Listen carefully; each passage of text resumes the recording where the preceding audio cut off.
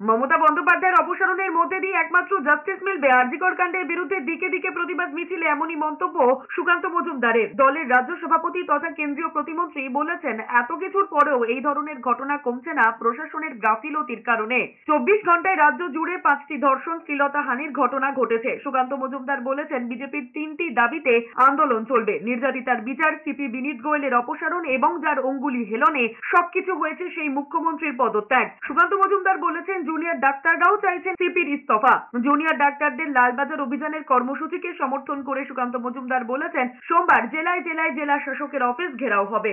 Last 24 ঘন্টায় উত্তর থেকে দক্ষিণে এ রাজ্যে প্রায় 5খানি ঘটনা, 5টি ভিন্ন ঘটনা, নারকীয় ঘটনা ঘটে গেল, যা শুনলে পরে বা দেখলে পরে বোঝা যায় যে বাংলার মহিলারা কতটা অসুরক্ষিত এবং বাংলার হোম মিনিস্টার, যিনি আমাদের মুখ্যমন্ত্রীও বটে, তিনি কতটা অপদার্থ।